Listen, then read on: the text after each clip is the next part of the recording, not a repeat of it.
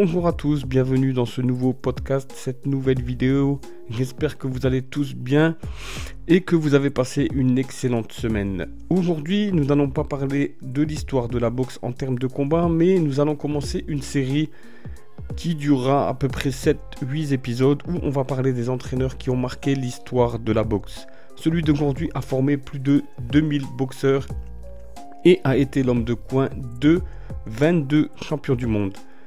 Avant de commencer la vidéo et de parler de cet entraîneur, j'en ai pas l'habitude, mais si ce que vous entendez, ce que je dis et si les vidéos vous plaisent, n'hésitez pas à partager, liker, commenter et à vous abonner à la chaîne.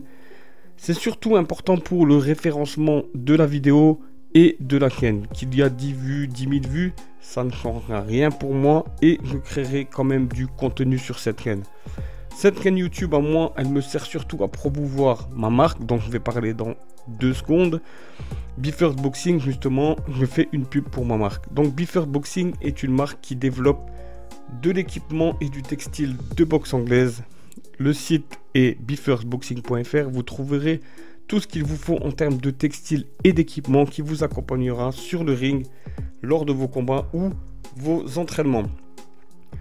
Sur ce même site, il y a également un blog où tout ce que je dis en termes de vidéos, souvent une semaine dans l'histoire de la boxe, est retranscrit en format numérique, ainsi que des infos box et des infos sur les nouveautés de la marque. On a aussi des partenariats avec des boxeurs et des partenariats sur des réunions de boxe et des événements sportifs. N'hésitez pas à aller jeter un œil, n'hésitez pas également à partager sur vos réseaux ou autres, ça m'aidera beaucoup pour le référencement Google.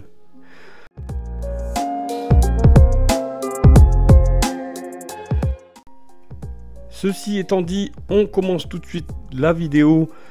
Donc derrière chaque grand boxeur se trouve un entraîneur qui les a aidés à perfectionner leurs compétences et à atteindre leur potentiel. Nous allons examiner dans cette vidéo et quelques autres vidéos les plus grands entraîneurs de boxe. On va passer par Cus D'Amato, Angelo Dundee, Roger Mayweather, Freddie Rout, Teddy Atlas et Emmanuel Stewart, plus celui qu'on fait aujourd'hui. On fera ça sous forme de podcast, une semaine sur 2. On s'arrêtera sur leur philosophie d'entraînement et leur technique unique. Bien sûr que vous soyez fan de boxe ou simplement intéressé par les anecdotes sur la boxe, cette série ne manquera pas de vous donner un nouveau regard sur l'histoire de la boxe. Le technicien que nous allons étudier aujourd'hui s'appelle Ray Harcel. Donc Ray Harcel est né d'immigrants juifs russes à Terre Haute dans l'Indiana.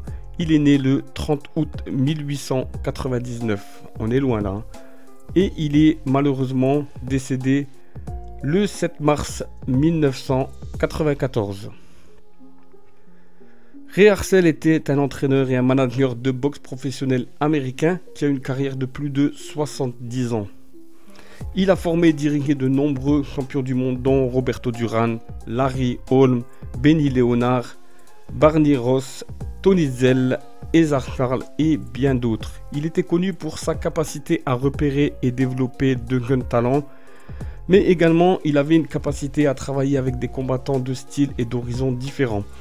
Il était connu pour sa capacité à s'adapter aux changements dans la boxe et à rester pertinent sur une longue période.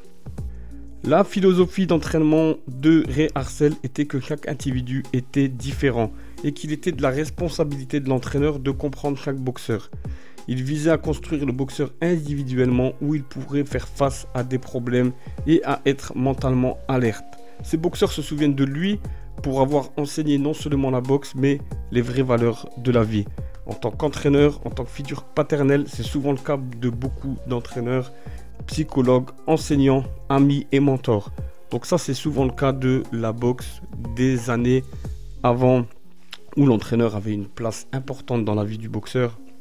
Encore aujourd'hui ça se fait de toute façon, mais le boxeur a besoin d'un entraîneur qui représente toutes ces valeurs de la vie. Il est entraîneur, il est papa, il est psychologue, il est enseignant, il est ami, il est mentor. Ray Harcel était connu lui pour enseigner un certain nombre de techniques spécifiques à chaque combattant, mais celle à laquelle il était particulièrement associé est le style outside fighting. Cette technique, elle consiste à combattre en utilisant le ring pour se déplacer et créer une distance entre le combattant et l'adversaire, tout en profitant de la portée et de la mobilité du combattant pour donner des coups et éviter d'être touché. En gros, ce style il était efficace pour les combattants qui avaient une longue allonge.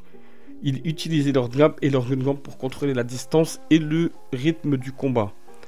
Cette technique, elle a beaucoup été enseignée par Ray Harcel, dont Roberto Duran, qui est devenu l'un des praticiens les plus performants de ce style.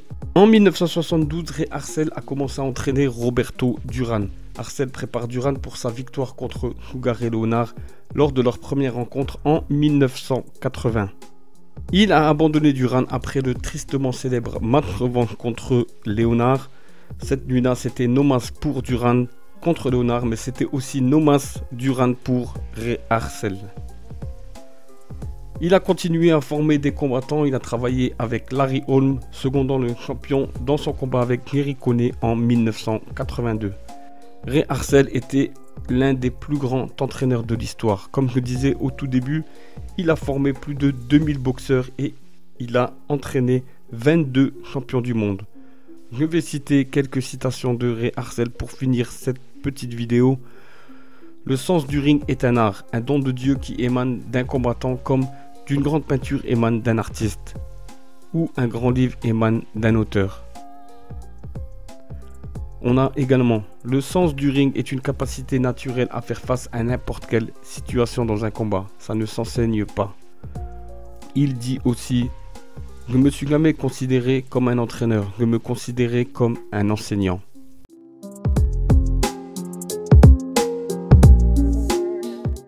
Je ne connaissais pas cet entraîneur, je l'ai découvert en écrivant ce podcast.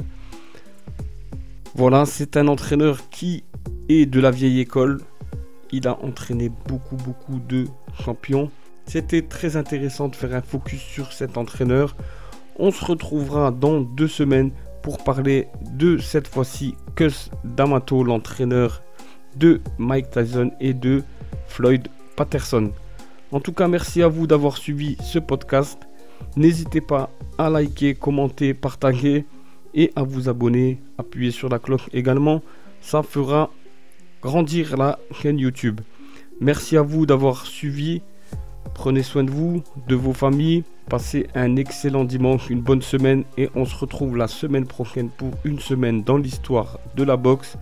Et durant toute la semaine, vous trouverez des petites vidéos sur ma chaîne qui parleront aussi de l'histoire de la boxe avec des combats très intéressants. Merci à vous, passez un bon dimanche et à très vite.